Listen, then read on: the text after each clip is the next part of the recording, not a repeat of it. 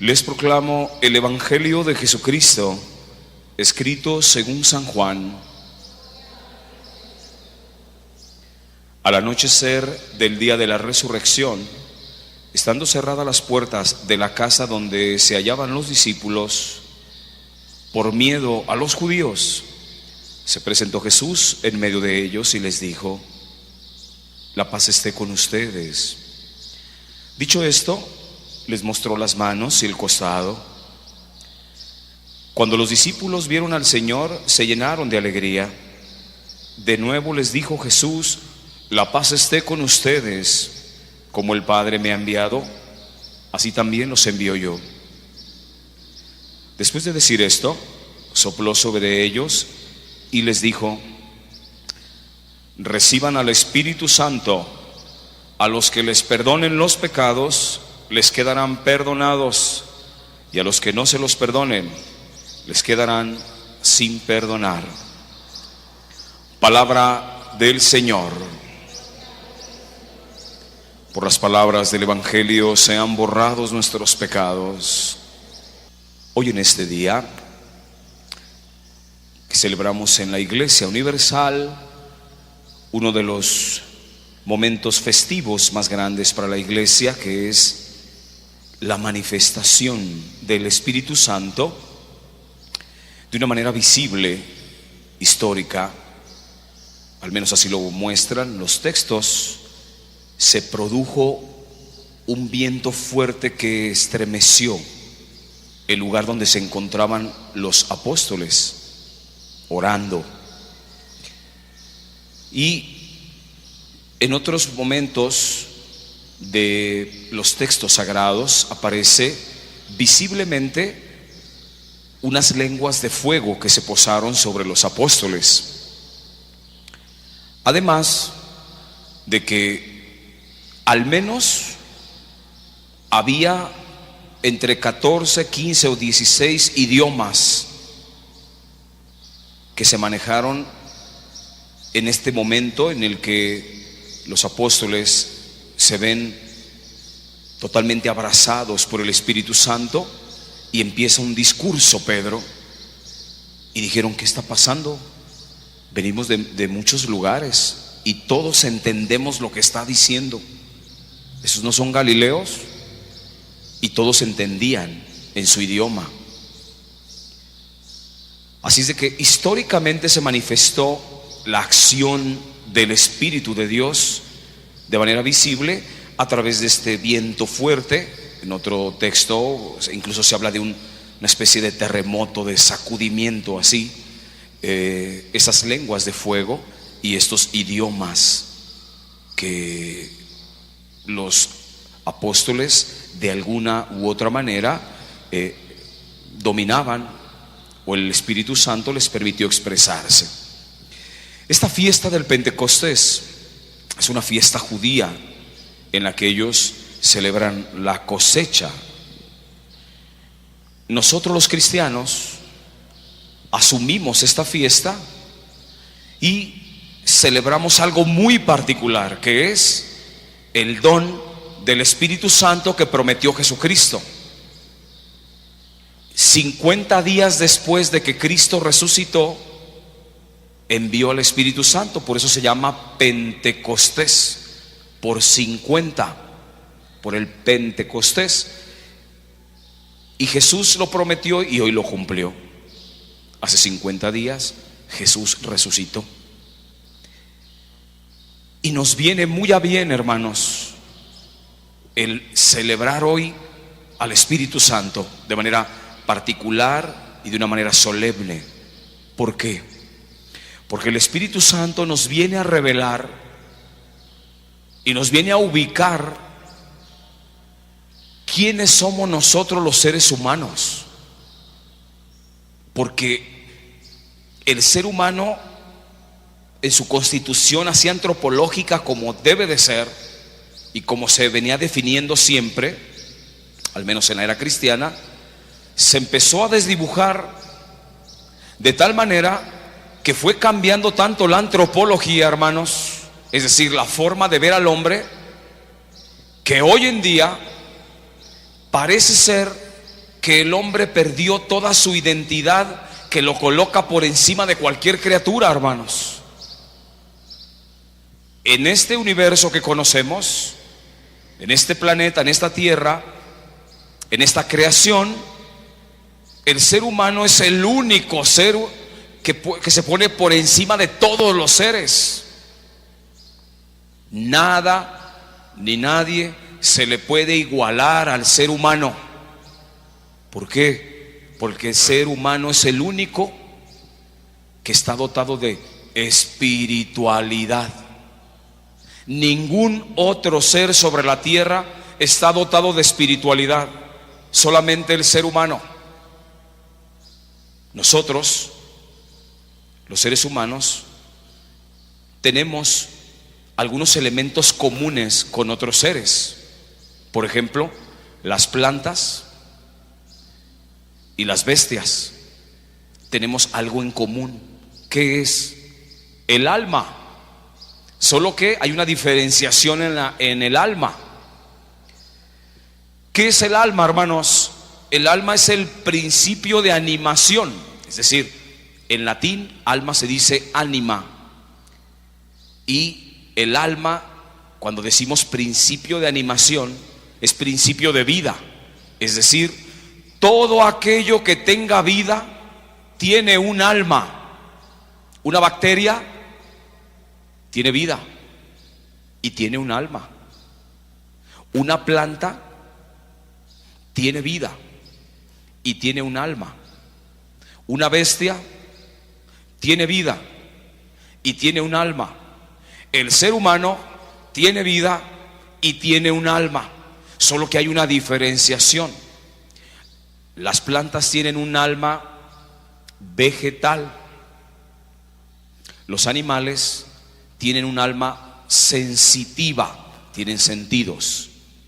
Y el ser humano tiene un alma racional que le permite tener inteligencia, memoria, voluntad. Y eso es lo que nos coloca por encima de cualquier criatura. Entonces todos tenemos un alma, pero el alma del ser humano le permite colocarlo por encima de cualquier ser. Y más aún, fuimos dotados de algo extraordinario que se llama espiritualidad. ¿En qué momento le llegó la espiritualidad al ser humano? El libro del Génesis lo narra de una manera hermosa. Dice que insufló, sopló sobre las narices de Adán Dios, es decir, le comunicó el espíritu. Y dice, Adán resultó un ser viviente, pero ya en ese sentido de trascendencia, de espiritualidad. Por eso nosotros, los seres humanos, somos los únicos seres que estamos dotados de espíritu, de espiritualidad, lo que nos asemeja a Dios. Pero hoy se ha trastornado tanto el concepto de hombre y se ha perdido la dimensión espiritual del ser humano, que nos han colocado incluso inferior a las mismas bestias y a los vegetales. Y si no me la crees, te lo demuestro de la siguiente manera. Si tú te vas a la Ciudad de México y si golpeas un animal, en este caso un perro, que es, digamos, los animales más domésticos, más populares en los hogares, si a ti te sorprenden las autoridades golpeando severamente, castigando a un animal, un perro por ejemplo, hasta 4 años de cárcel te pueden dar, hermano. Pero en el mismo Estado de México está despenalizado el aborto. Si golpeas al perro te vas a la cárcel. Si matas a un niño en el vientre de su madre no te pasa nada. Tú dime, ¿estará trastornada la antropología? La forma en que hoy se ve al hombre y se compara con los animales y con las plantitas. Por supuesto que está trastornado todo, hermanos. Ahora resulta que vales más o vales menos y te ponen en comparación con los más inmediatos a nosotros, que son las bestias. Y resulta que ahora el perro tiene casi más derechos que tú. Cálate, mi hermano, a robarte un huevo de una tortuga Vete a la playa, hermano, y róbate un huevo de una tortuga para que veas cómo te va a ir. Delito federal, hermanos. Si te sorprenden robándote un huevo de una tortuga, te vas a la cárcel. ¿Por qué? Porque son animales en peligro de extinción, dicen, y es un delito grave, y te vas a la cárcel. Pero si tú tiras embriones, por ejemplo, congelados, no pasa nada. Hay miles y miles de clínicas en todo el mundo que tienen congelados embriones. Es decir, aquellas parejas que fueron a hacerse un tratamiento de inseminación artificial, y ustedes saben que esos tratamientos, las clínicas implantan varios óvulos fecundados, se los implantan en el útero de una mujer, y en varias ocasiones todos los óvulos que le implantaron a la mujer, resulta que todos inician el proceso de gestación del embrión, y luego será el bebé. Entonces le dicen a la mujer, pues mire, le implantamos 5 óvulos y los 5 óvulos iniciaron su proceso de gestación en su útero. ¿Qué hacemos? La mayoría de ellas dicen, déjeme nomás 1 o déjeme 2, quíteme los otros 3. En un supuesto caso que son 5 los que le implantaron. Esos otros 3, ¿a dónde se van? Se van a un banco para congelarlos. La criogenia es esto, y se quedan ahí. Pero esa pareja está pagando dinero, y por cierto pagan dólares, por mantener tus embriones congelados en el banco. De tal manera que cuando se llega, vamos a pensar, 1 año, le hablan a la pareja y le dicen, hermanos, pues aquí tenemos 3 embriones de ustedes, ¿qué le vamos a hacer? Porque aquí no los podemos tener. O siguen pagando, pero aquí no los podemos tener. Y esos embriones son seres humanos, están fecundados, el óvulo con el espermatozoide se unieron, y ahí son hijos de esta pareja, pero los tienen en criogenia, están congelados. Y muchos de ellos dicen, no, pues ya no los necesito, yo ya no los quiero, tírenlos. Y se tiran los embriones. Cada año miles y miles y miles y miles de embriones son tirados prácticamente a la basura. De eso no pasa nada, hermano, absolutamente nada. O sea, fíjate qué curioso. Te puedes robar el huevo de tortuga y te vas a la cárcel, pero si tú tiras los embriones no pasa nada. Si tú te calas a tumbar un árbol, te llega el ayuntamiento y te cobra una gran multa por tumbar un árbol, hermano. Vale más el árbol que el ser humano. Vale más el huevo de la tortuga que los embriones. Vale más el firulais, el perro, que tú. ¿Estaremos trastornando la antropología? Por supuesto que sí, hermanos. Y de esto se ha encargado las nuevas ideologías, las nuevas formas de pensar, las nuevas filosofías y pseudofilosofías que vienen a trastornar, a cambiar, a destruir, a desestructurar la antropología del ser humano. Y vean dónde estamos hoy.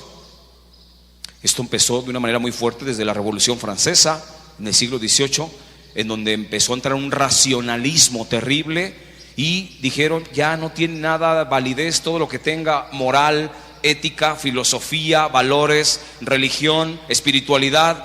Todo eso no sirve, vámonos a la basura. Se aventó todo esto con el racionalismo, hermanos, que inició hace 2 siglos, un poco más de 2 siglos. Ha venido desfigurándose la antropología del ser humano, y vean dónde andamos ahorita, al grado tal de que ya valemos menos que las mismas plantas y las mismas bestias. Está dañada la espiritualidad del hombre por ese racionalismo que entró a partir de esa Revolución Francesa. Ese racionalismo terrible se desfiguró, se desconfiguró, se decodificó la antropología del ser humano, y vean, ahora no tenemos valor. Se dañó la espiritualidad del ser humano. Pero había que salvar la espiritualidad. O sea, ¿cómo le haremos para sanar esta espiritualidad del ser humano, este espíritu del ser humano? Y apareció una ciencia que yo la veo como una ciencia intrusa, una ciencia falsa, que no fundamenta muchas cosas. Apareció esa ciencia queriéndole sanar el espíritu al ser humano, y me estoy refiriendo a la psicología y a la psiquiatría como ciencias que pretenden sanar la espiritualidad del ser humano, y eso es una crasa mentira, hermanos. Es algo falsísimo. Porque fíjate bien, mi hermano, resulta que si tú ves los conceptos de filosofía, perdón, de psicología o de psiquiatría, la palabra psicología quiere decir, fíjate bien, estudio del espíritu. Psicología es estudio del espíritu. Y psiquiatría quiere decir sanación del espíritu. Entonces se supone que el psicólogo es aquel que conoce el espíritu, que investiga y que conoce a fondo todo el dinamismo del espíritu en el ser humano. Y se supone que el psiquiatra es aquel que no solamente conoce a profundidad el espíritu humano, sino que lo sana. Y yo lo veo en la vida real. ¿Cuándo has visto que un psicólogo conozca el espíritu humano? Fíjate qué paradójico es esto. La mayoría de los psicólogos, la mayoría de los que estudian psicología, no creen en Dios. No creen en Dios. No creen en la religión. No creen que el ser humano antropológicamente está dotado de religiosidad, de religación, de unirse a un ser que lo supera. ¿No crees tú, psicólogo, en esto? ¿No crees en un Dios que lo dotó de espiritualidad al ser humano? ¿No crees en el alma como un principio de animación? ¿Cómo te atreves a querer decir que voy a sanar el espíritu de una persona? Es una osadía, hermanos. Hoy el psicólogo pretende sanarle el espíritu al ser humano. ¿Cómo, si ni siquiera lo conoces? Es más, niegas a Dios, niegas la influencia de Dios en el ser humano, niegas que el ser humano esté dotado de espiritualidad. ¿De dónde sacas que puedes sanar tú al hermano? Que puedes sanar al paciente que llega a reestructurarse contigo. Y todavía más aún, el psiquiatra que pretende sanarle el espíritu con pastillitas. ¿Dónde la viste, psiquiatra? ¿Dónde la viste? ¿Dónde se ha visto que una pastilla sane el espíritu humano? ¿No existe eso, hermanos?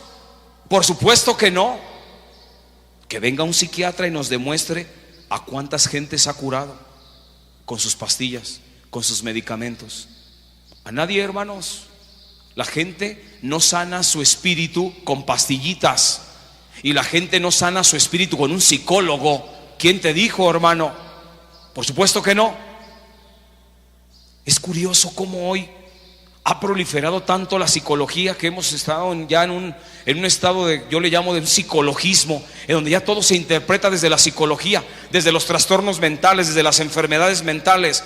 Cuando yo estudiaba la psicología, con la mano en la cintura, el director de la escuela decía, partiendo del hecho de que todos somos neuróticos.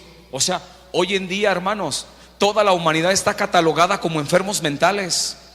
Todos tenemos trastornos mentales en mayor o menor grado. Hay quien en un grado neurótico, y hay quien llega al grado psicótico, y hay quien llega al grado de una esquizofrenia, y bueno, una tipificación de trastornos mentales que se inventaron estos hermanos, y que hoy está comprobado perfectamente que genera mucho, pero mucho dinero, hermanos. ¿Qué osadía ha tenido esta ciencia intrusa de la psicología para pretender sanarle el espíritu al ser humano?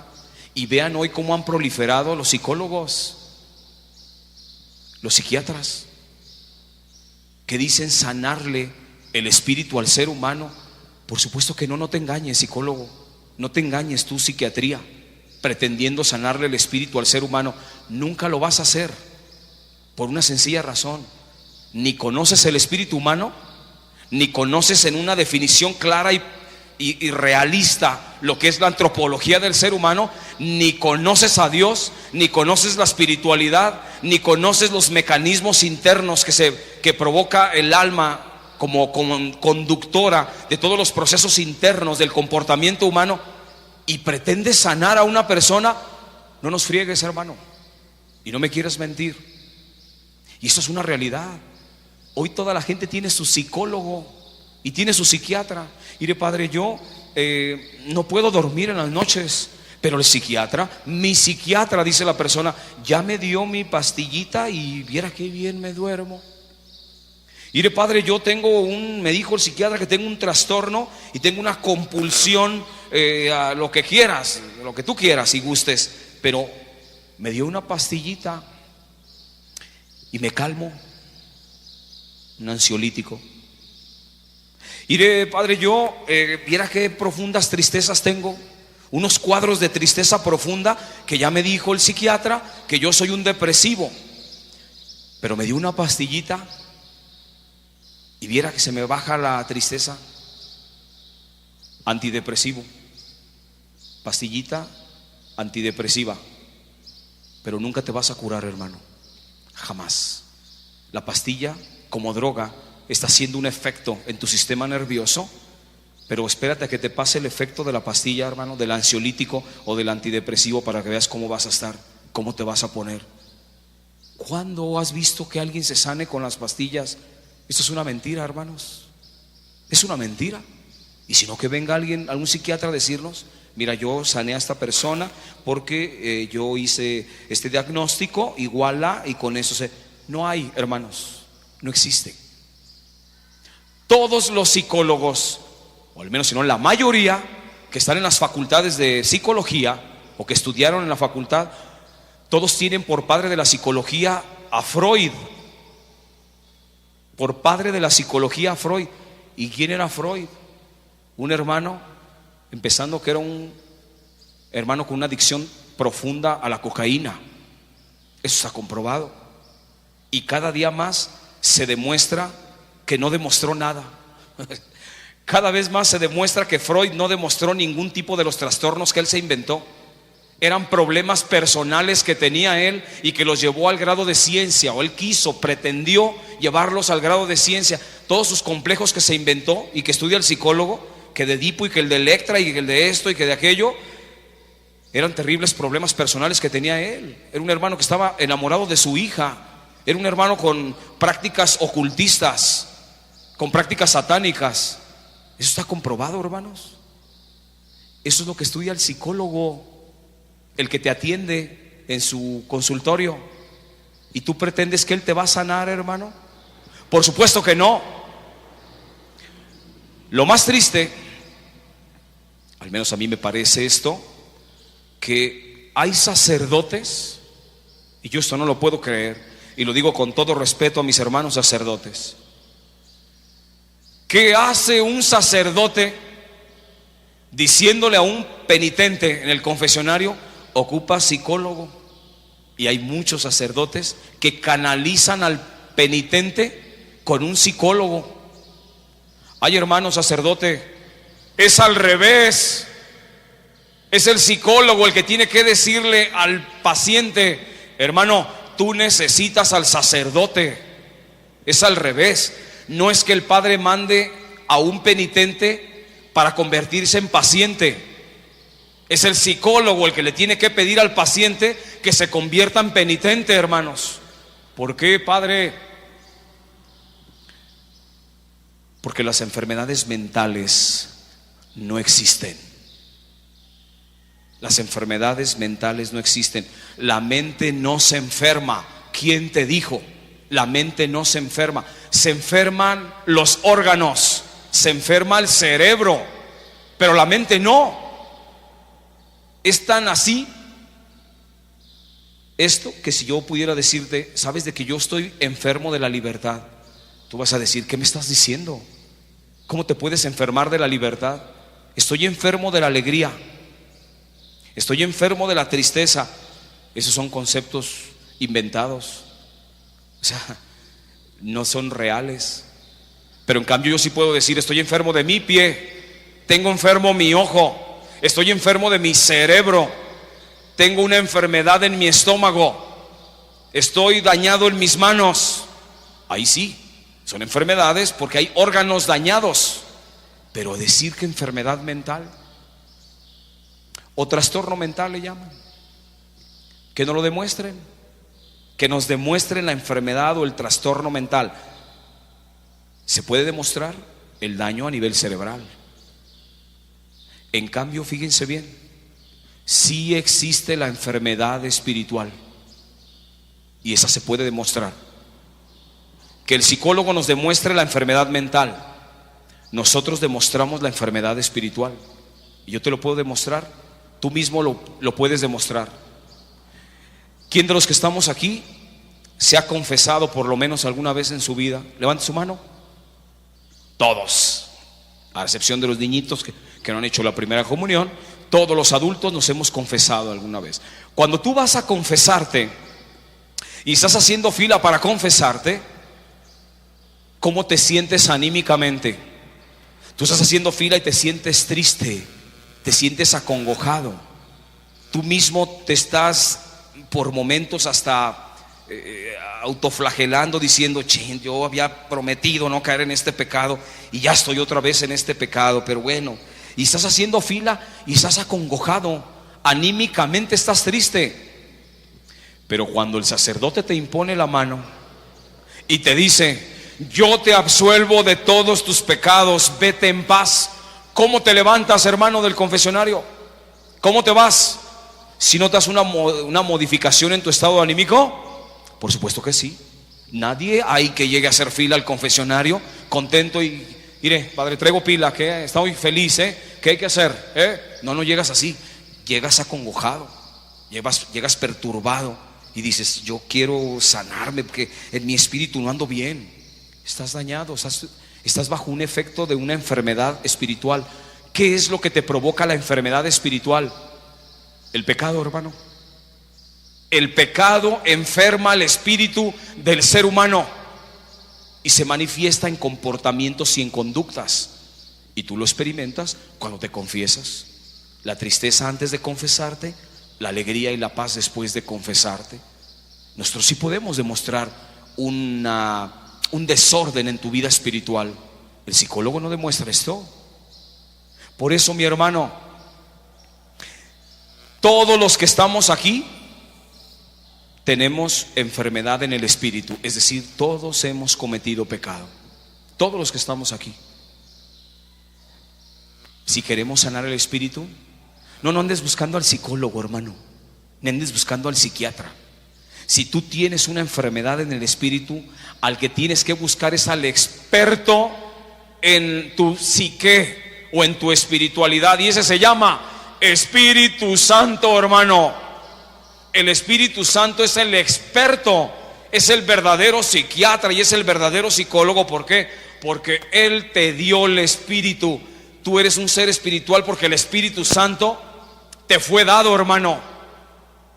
Ese sí te puede corregir. El Espíritu Santo sí te puede sanar. ¿Por qué? Porque te conoce, hermano. ¿Qué sabe de tu espiritualidad el psicólogo? ¿Qué sabe el psiquiatra de tu espiritualidad?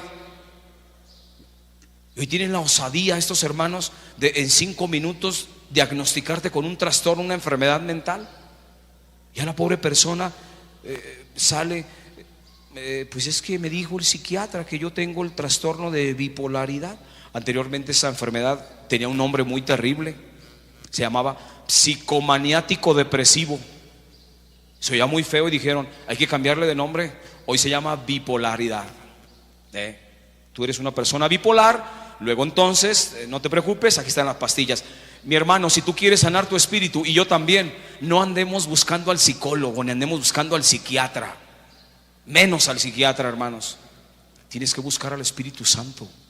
Es decir, vete a confesar. Si tú te quieres sanar en el espíritu, vete a confesar. Porque ahí es donde no es, el padre que está ahí sentado no te va a curar. Yo no curo. El padre Adolfo, el que se sienta en un confesionario, no sana. Yo no sano. El que te sana es el Espíritu Santo, que mora en el sacerdote, que está ungido y que te puede imponer la mano y te puede sanar. No por el sacerdote como tal, sino por lo que está revestido. El que te sana es el Espíritu Santo. Por tanto, mi hermano, tú eres católico. No andes buscando estas alternativas que no te sanan. Definitivamente no te sanan, hermano. Lo que sí está comprobado que te sana es el Espíritu Santo. Pero ¿quién de nosotros buscamos la salud espiritual así? No nos interesa. Hoy al católico no le interesa la vida espiritual, no le interesa estar sano en su espíritu. Qué bien nos cae hoy celebrar al Espíritu Santo, hermanos. Qué bien nos cae. ¿Por qué? Porque nos viene a recordar muchas cosas el Espíritu Santo. Lo primero que te dice el Espíritu Santo es: hermano, ni siquiera te compares con las bestias o con los vegetales. Tú estás muy por encima de todos ellos. La segunda cosa es: hermano, cuando tengas una perturbación en tu espíritu, ven conmigo. Es decir, el Espíritu Santo te puede sanar. ¿Qué noticias tan grandes tenemos hoy al celebrar el Pentecostés al Espíritu Santo? Porque es entonces cuando nosotros nos aproximamos al experto, al verdadero psiquiatra y psicólogo que es el Espíritu Santo. ¿Y qué crees? Todos los que estamos aquí estamos bautizados. Tenemos al psiquiatra y al psicólogo dentro de nosotros, el Espíritu Santo. Solo que no le hacemos caso. Esa es la diferencia. Hay que enseñarnos a hacerle caso al Espíritu Santo. Eso es precisamente, mis hermanos, lo que hoy le vamos a pedir a María. Ella es la esposa del Espíritu Santo. Fíjate bien de qué estamos hablando. María estaba con los apóstoles para que cuando descendió el Espíritu Santo sobre los apóstoles, sobre ella no, ella vive en el Espíritu, es su esposa. Cuando descendió el Espíritu Santo sobre los apóstoles, los transformó, los sanó y los transformó. Eso le vamos a pedir a María hoy, que pida el Espíritu Santo sobre nosotros. ¿Para qué? Para que nos transforme, nos sane, nos haga perder los miedos, las tristezas y todos estos comportamientos que nos daña la vida de pecado, para vivir en la gracia y vivir sanos en esa perfección por la cual nos creó Dios, sus hijos, a través del bautismo.